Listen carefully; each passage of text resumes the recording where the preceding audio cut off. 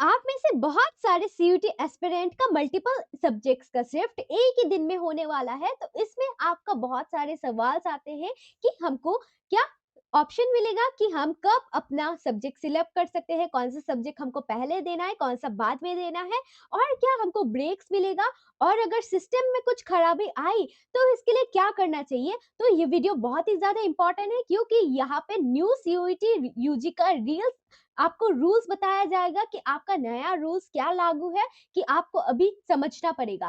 तो ये वीडियो बहुत ही ज़्यादा इंपॉर्टेंट है, लास्ट तक ज़रूर देखना ताकि आपको समझ आ जाए कि न्यू रूल्स क्या है। हमको ब्रेक्स मिलेगा, ब्रेक्स में टाइम मिलेगा या टाइमर पॉज़ हो जाएगा, अगर सिस्टम क्रैश हुआ तो कैसे आपको सँभालना है, ये सब चीज़ें। तो लास्ट तक बने रहना, मैं यहाँ पे सब कुछ बताने वाली हूँ। तो स्टूडेंट का सबसे पहला क्वेश्चन ये आता है कि आपने अगर कोई क्वेश्चन अटेम्प्ट कर दिया और आपको उसमें डाउट है, तो आपने क्या किया, सेव्ड और मार्क कर दिया कि आप उसको बाद में चेक करोगे और रिव्यू करोगे। और आपने जब अपना पेपर सबमिट कर दिया, आप क्या कर दिए कि आप भूल गए थे कि आपने एक क्वेश्चन को रखा था, अटेम्प्ट किया था कि बाद में उसको इवेलुएट करोगे और देखोगे क्या, तो उसका क्या मार्क्स आपको मिलेगा, कि आपने सेव और इवैल्यूएशन के लिए रखा था कि रिव्यू बाद में करोगे और फिर बाद में उसका आंसर चेक करोगे।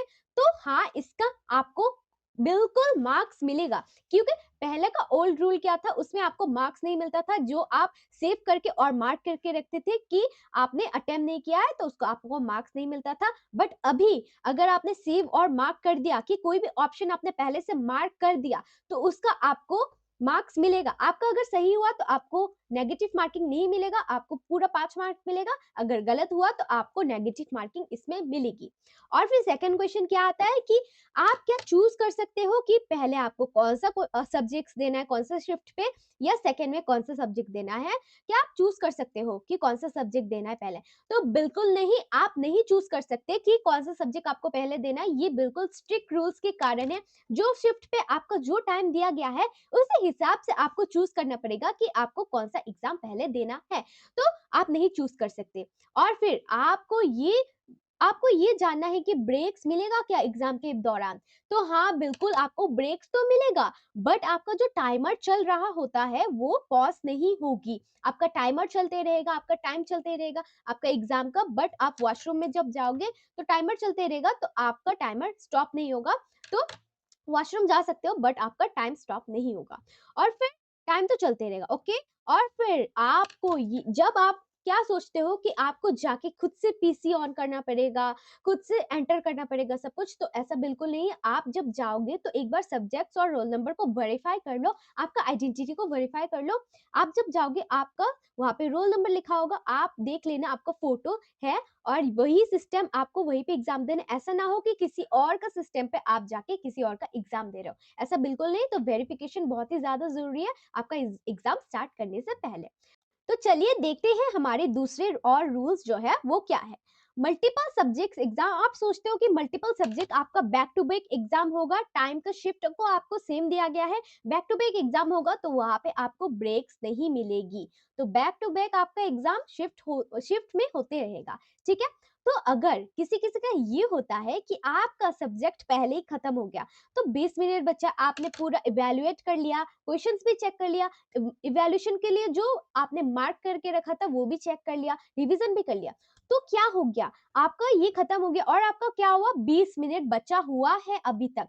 तो सोचते हो कि 20 पहले से पेपर सबमिट कर दो और बाद में रिवाइज कर लो, तो आप बिल्कुल भी ऐसा नहीं कर सकते। आपको सबके लिए वेट करना पड़ेगा, बैठ के आपको उधर ही बैठ के वेट करना पड़ेगा, जब तक टाइम नहीं होता तब तक नहीं आपको छोड़ा जाएगा, ठीक है। तो जब आपका सबका टाइम अप हो जाएगा, सबका टाइम खत्म हो जाएगा, तो वहां पे अनाउंस किया जाएगा कि अभी आप एग्जामिनेशन हॉल लीव कर सकते हो। उसके हिसाब से आपको रूल्स रेगुलेशंस मानना पड़ेगा। तो उसके बाद आपका क्या क्वेश्चन आता है, सिस्टम अगर क्रैश हो गया तो क्या होगा, मेरा टाइम अगर वेस्ट हो गया, है ना, आप सोचते हो कि आधा घंटा मेरा सिस्टम कोई ठीक करने में लग गया, तो ऐसा बिल्कुल नहीं होगा। सिस्टम क्रैश हो गया तो आपका टाइम भी पॉज हो जाएगा, ठीक है। सिस्टम में कुछ खराबी आए तो आप क्या करना, इन्विजिलेटर और जो सिस्टम ठीक करते हैं उसको बुला लेना, तो आपको टाइम मिलेगा है ना? टाइमर आपका पॉज़ हो जाएगा सिस्टम ठीक अगर खराब हुआ। अगर वहाँ पे टाइम चल रही है और सिस्टम में कुछ दिक्कत आया, तो आपका टाइम वहाँ पे जो लिखा होता है उसी हिसाब से आपको चलना है। टाइम चलती रहेगी तो आपको टाइम जा रहा है, ऐसा होता है।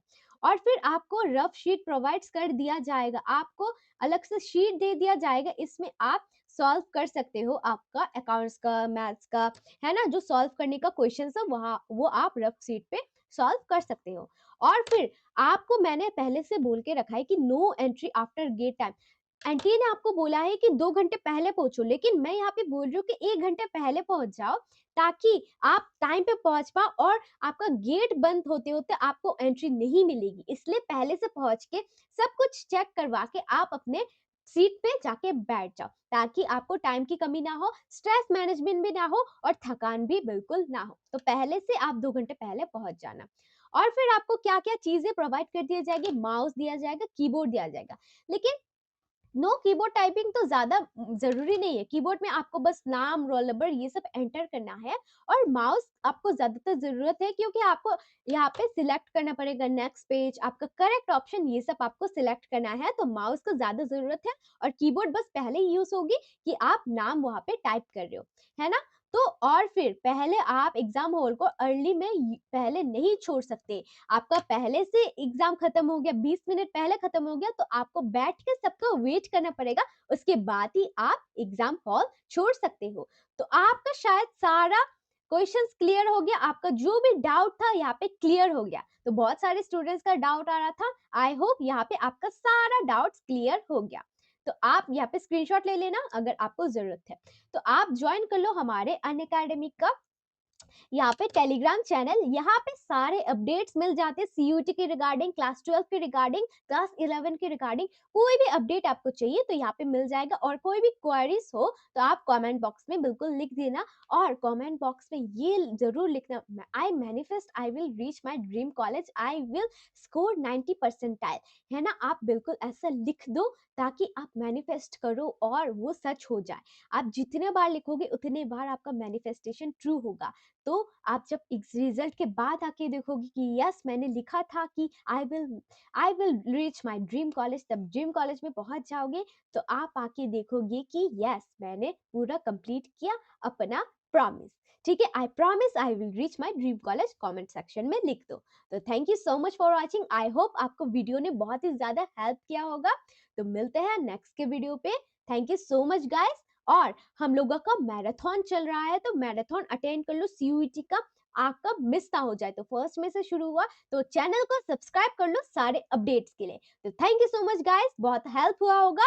स्टे हाइड्रेटेड, टेक केयर और ऑल द बेस्ट। आप see you in your dream college, all the best, very best guys, bye bye.